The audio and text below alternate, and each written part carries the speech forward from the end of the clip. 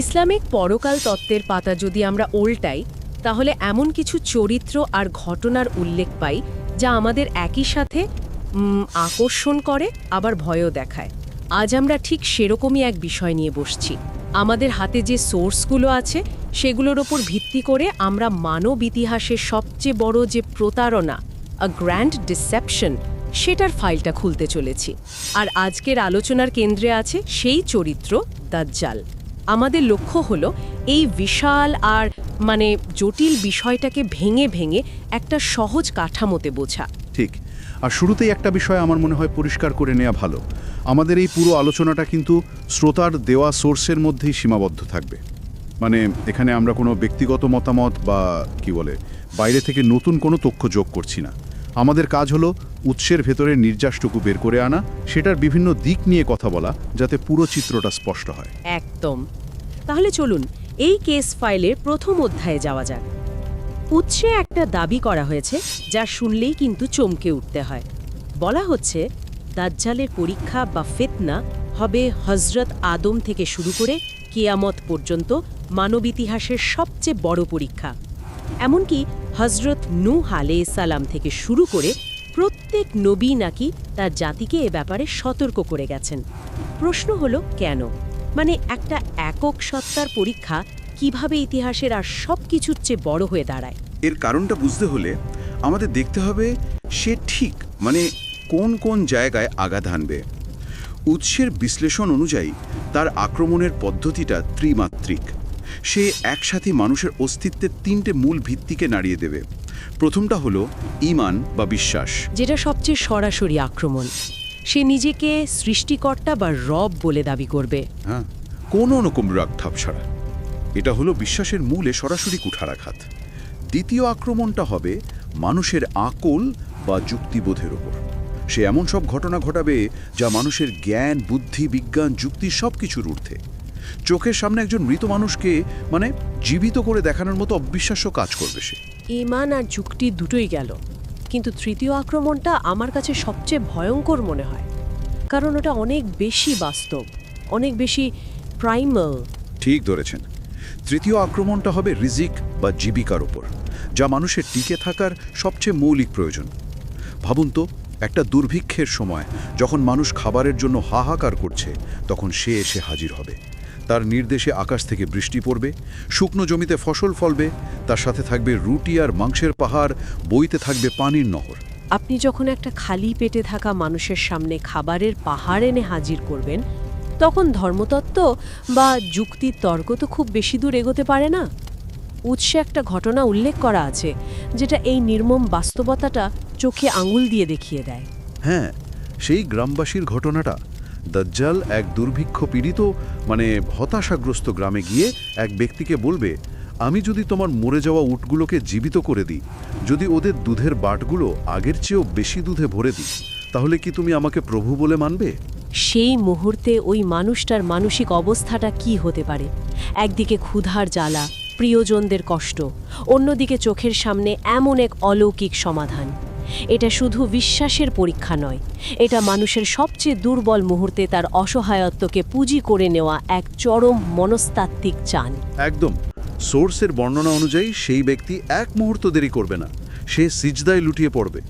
এটাই দাজ্জালের সবচেয়ে কার্যকর অস্ত্র, মানুষের প্রয়োজনকে ব্যবহার করে তার বিশ্বাসকে কিনে নেওয়া। আচ্ছা, এই বিষয়টা যখন এতই গুরুত্বপূর্ণ, তখন একটা প্রশ্ন স্বাভাবিকভাবেই উঠে আসে, যা অনেকেই ভাবেন।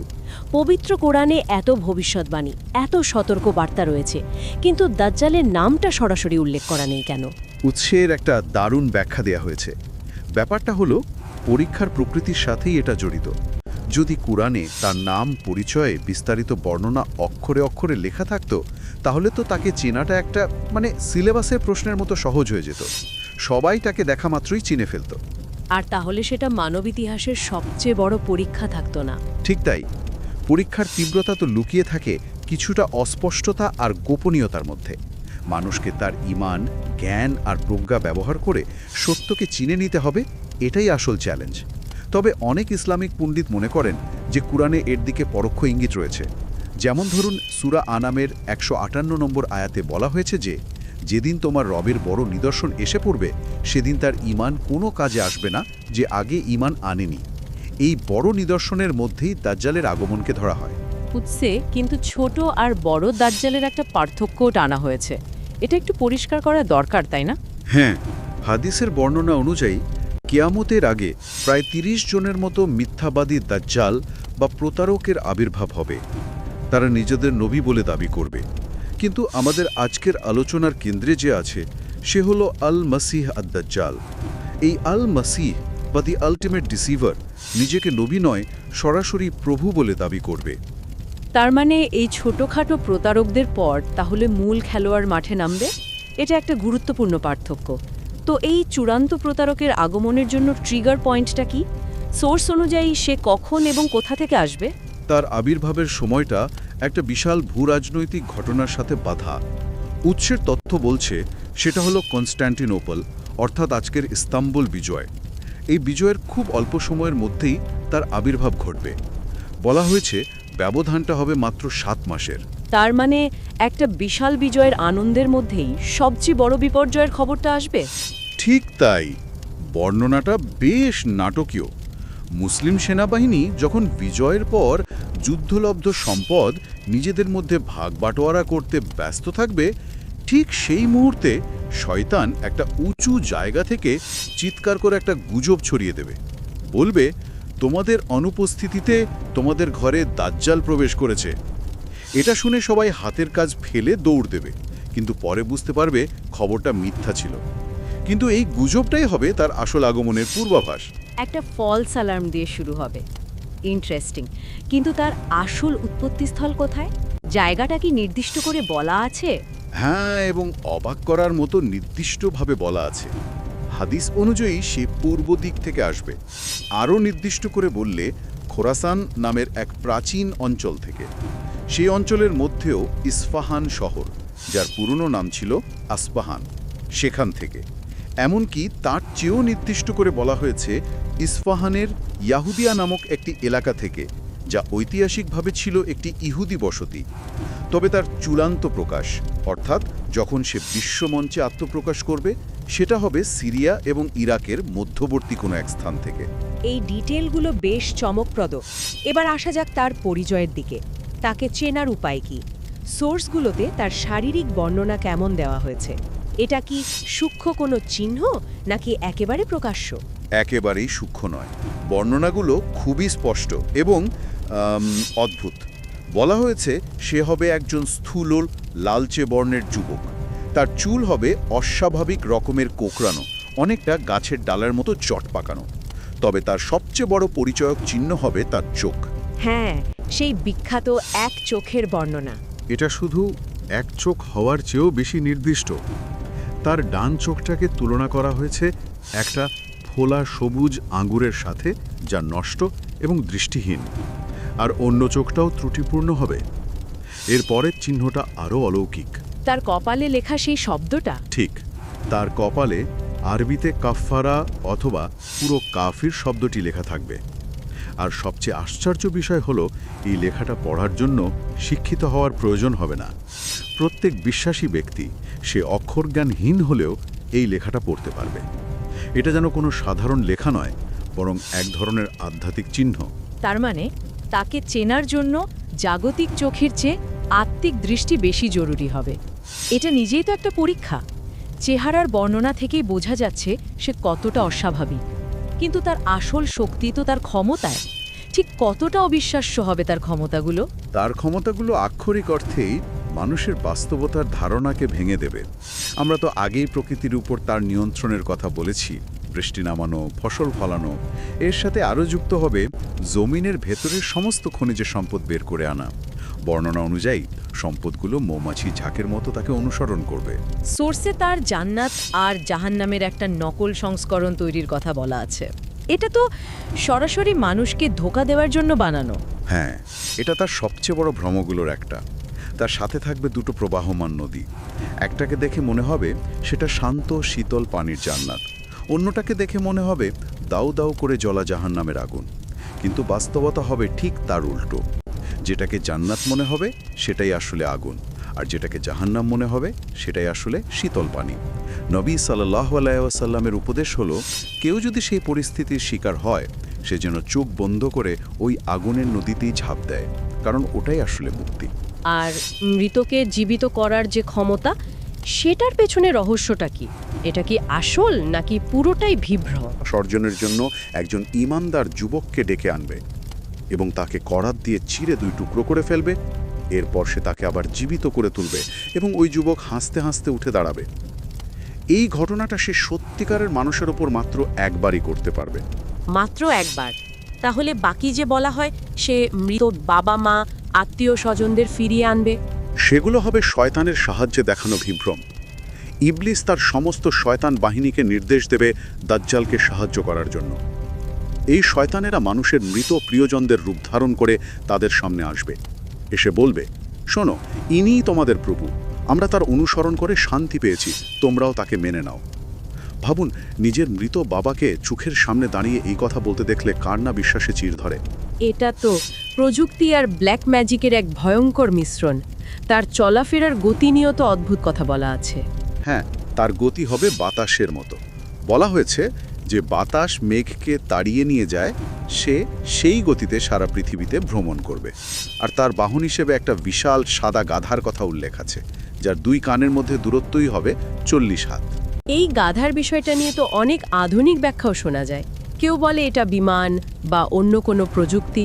হ্যাঁ, সেই ব্যাখ্যাগুলো আছে, তবে উৎসের বিশ্লেষণে বলা হয়েছে যে এটাকে আক্ষরিক অর্থে নেওয়াটাও অযৌক্তিক নয়, কারণ ইসলামের ইতিহাসে বোরাকের মতো অলৌকিক বাহনের ধারণা তো আগে থেকেই বিদ্যমান।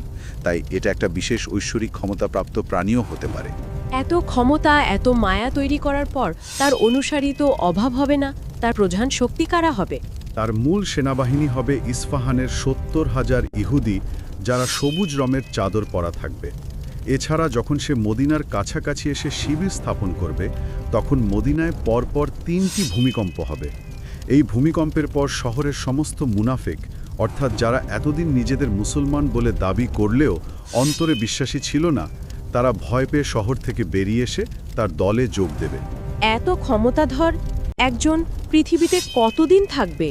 তার সময়কালটা কেমন হবে? সে পৃথিবীতে মোট 40 দিন থাকবে, কিন্তু এই 40 দিনের হিসাবটা আমাদের সাধারণ হিসাবের মতো নয়। এখানেই সময়ের ধারণাটা অদ্ভুতভাবে বেঁকে যাবে। দাঁড়ান, এই জায়গাটা একটু পরিষ্কার করা দরকার। একটা দিন 1 বছরের সমান, এটা তো চিন্তারও বাইরে। এর মানে তো শুধু একজন শক্তিশালী সত্তার আগমন নয়, এর মানে হলো প্রকৃতির নিয়ম, এমনকি সময় আর স্থানের মতো মৌলিক ভিত্তিগুলো ভেঙে পড়ছে। এই অবস্থায় মানুষ কিভাবে স্বাভাবিক জীবনযাপন করবে বা প্রার্থনা করবে? আপনার প্রশ্নটাই সাহাবীরা নবী সাল্লাল্লাহু করেছিলেন, যে দিনটা 1 বছরের সমান হবে, সেদিন আমরা নামাজ কিভাবে পড়ব? উত্তরে তিনি বলেছিলেন, সেদিন অনুমান করে সময় হিসাব করে 5 ওয়াক্ত নামাজই পড়তে হবে। এর মানে হলো, পরিস্থিতি যতই অস্বাভাবিক হোক, বিশ্বাসের মূল ভিত্তিগুলোকে আঁকড়ে ধরতে হবে। যাই হোক, ওই 40 দিনের প্রথম দিনটা হবে 1 বছরের সমান, দ্বিতীয় দিন 1 মাসের সমান, তৃতীয় দিন 1 সপ্তাহের সমান, আর বাকি 37 দিন হবে আমাদের সাধারণ দিনের মতোই। সব মিলিয়ে সময়টা দাঁড়ায় প্রায় 439 দিন। তার মানে তার পুরো কর্মকাণ্ডের জন্য সে 1 বছরের কিছু বেশি সময় পাবে। কিন্তু এত ক্ষমতা থাকা সত্ত্বেও তার কি কোনো দুর্বলতা বা সীমাবদ্ধতা আছে? মানে এমন কোনো জায়গা আছে যেখানে তার শক্তি কাজ করে না? অবশ্যই আছে, আর এই সীমাবদ্ধতাগুলোই তার আসল পরিচয়ের সবচেয়ে বড় প্রমাণ। উৎসে তার 5টি প্রধান সীমাবদ্ধতার কথা বলা হয়েছে। প্রথম এবং সবচেয়ে গুরুত্বপূর্ণ হলো, সে কোনোভাবেই মক্কা এবং মদিনা শহরে প্রবেশ করতে পারবে না। এই 2টি শহরের প্রবেশপথে ফেরেশতারা খোলা তরবারি হাতে পাহারা দেবেন। তার মানে পবিত্র স্থানগুলো তার ক্ষমতার আওতার বাইরে। হ্যাঁ, দ্বিতীয়ত, সে মসজিদে আকসা এবং মসজিদে তুরেও প্রবেশ করতে পারবে না।